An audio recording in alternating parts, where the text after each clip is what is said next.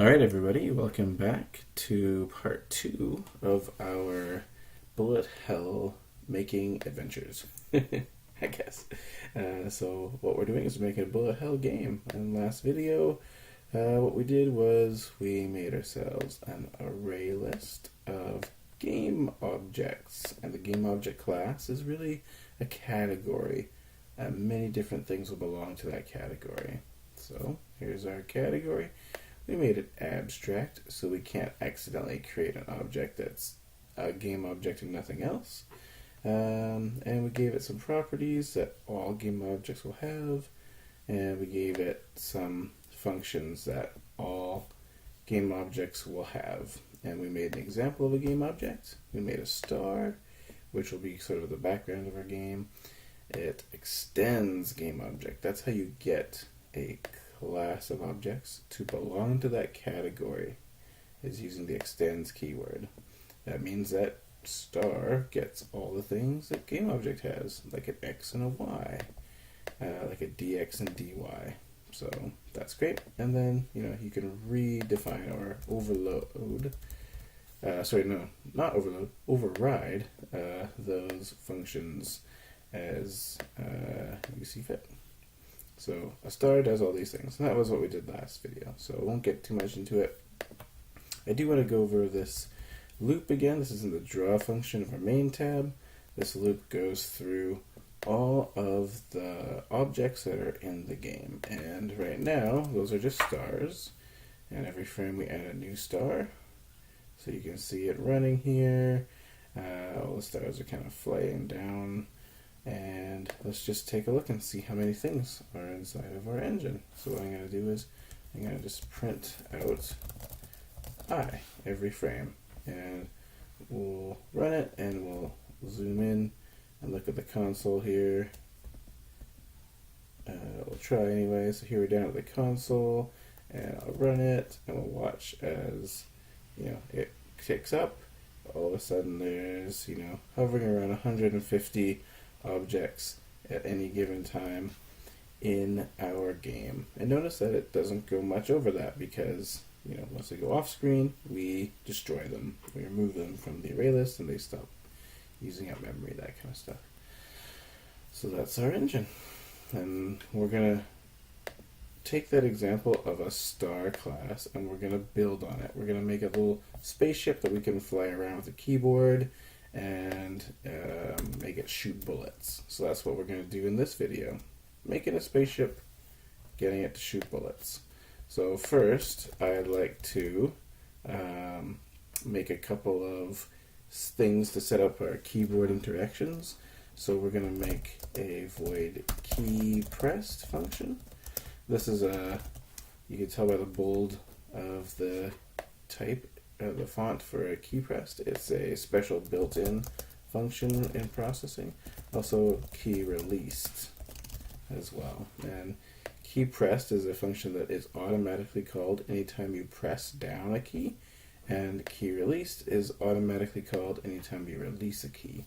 So what we're going to do is we're going to have these two functions manage a set of Boolean variables, true or false variables, that'll be sort of like switches. And we'll make one for each key that we want to use. So for me, I'm going to make a Boolean variable for the W key, the A key, the S key, and the D key, and also space key, because that's how I want to shoot. I like classic controls, I guess. And what we're going to do is, when a key is pressed, we're going to check to see if it's, say for example, the W key. So we can check the key variable. This contains the last key that was pressed. We can check to see if that was W.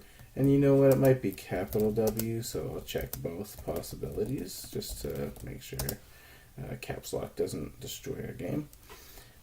So if it was either of those things, what we do is we set W key to true.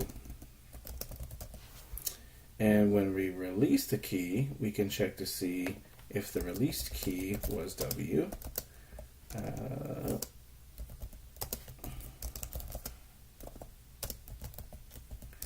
And if the released key was W, then we want to set W key to false.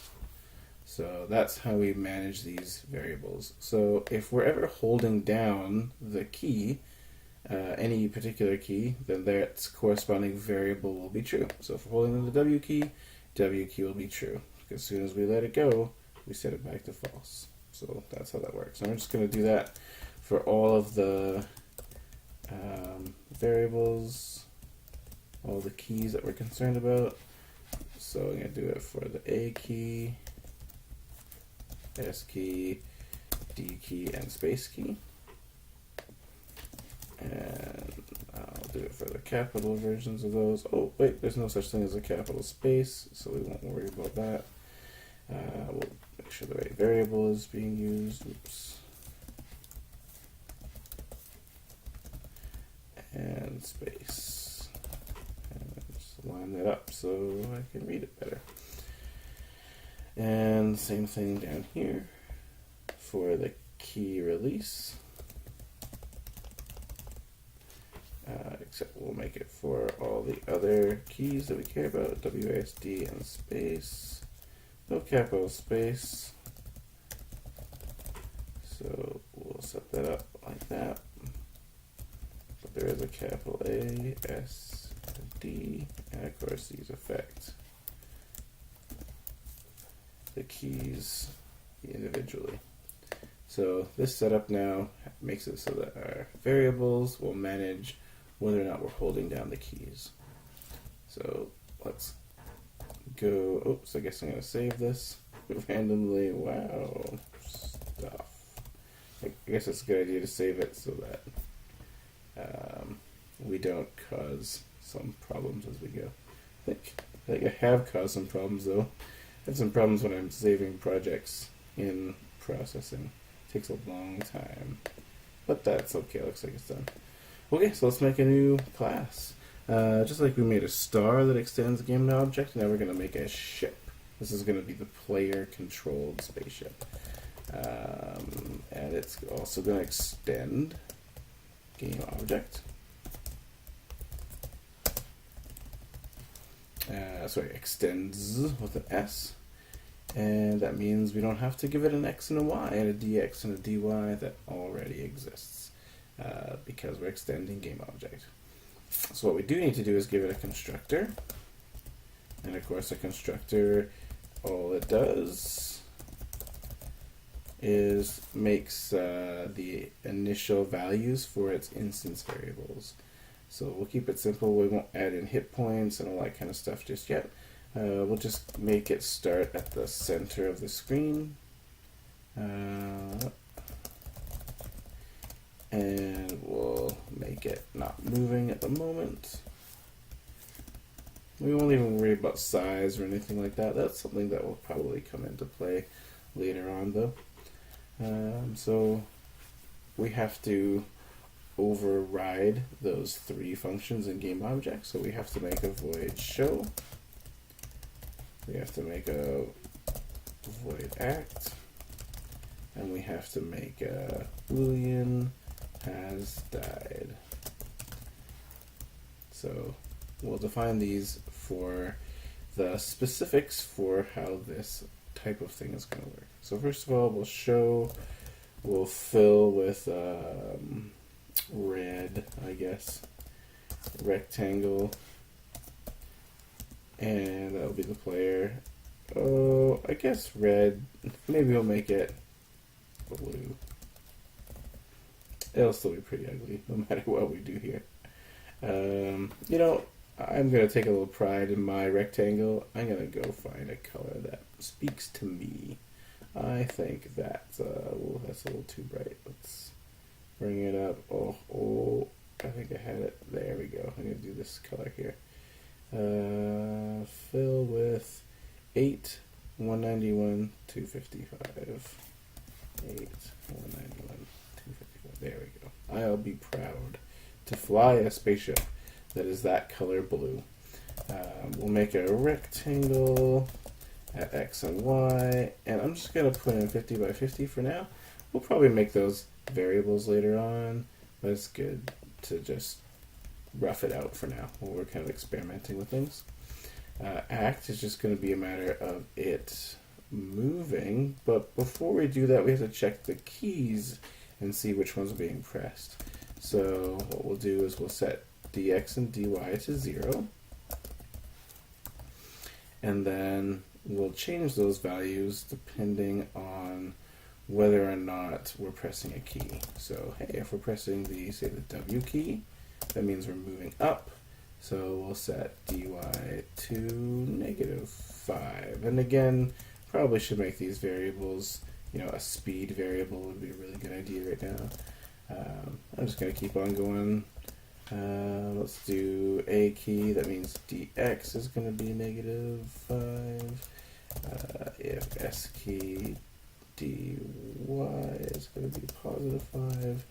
And if d key, dx will be +5.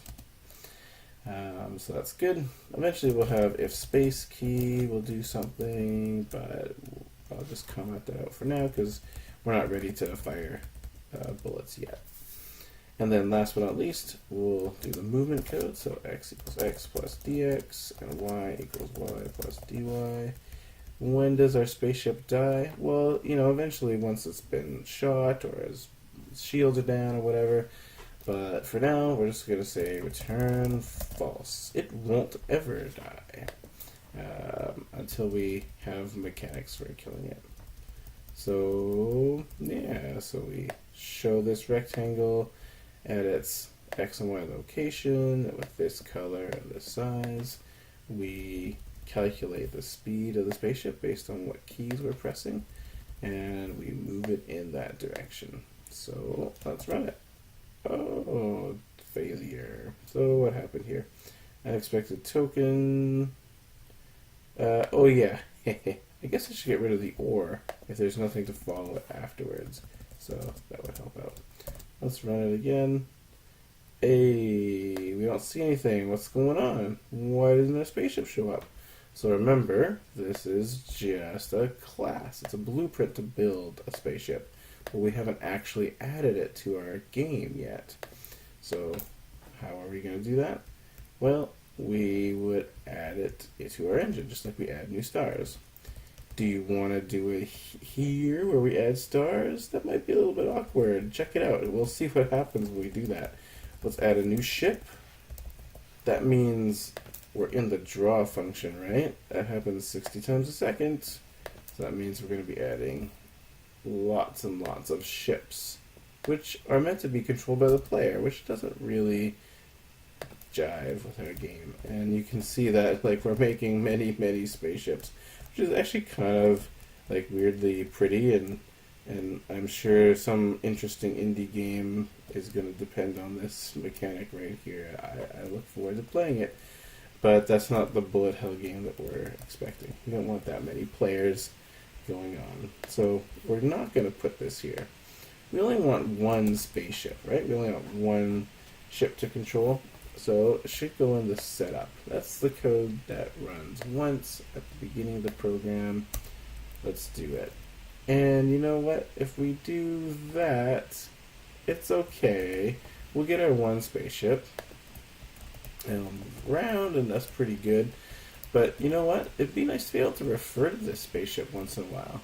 Check to see where it is, check to see what its hit points are at, outside of the class. So in order to do that, we're going to need a name to refer to the spaceship as. Any one of these particular stars, we don't need a name to refer to them as. We don't care what they're doing, really. They're just sort of programmed to do their thing. They just behave, and we leave them alone. But a ship, our players, that's going to be a big deal. So we're actually going to make a ship variable.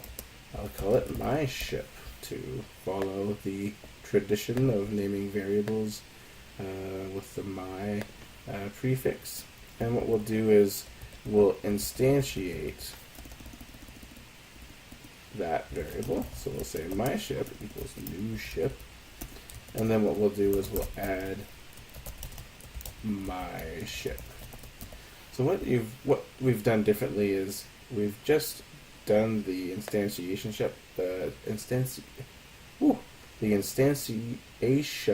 step. Wow. in two different lines, and we have a variable called myShip. And we can use this variable to refer to the ship that we added at any time. So if we want to find out if the ship, another has collided with something else and check that information, then, find out where it is from outside of that class, we can just use the word myShip. So that's a good thing to do. Doesn't really make it behave much differently right now. There it is, our spaceship moving around majestically.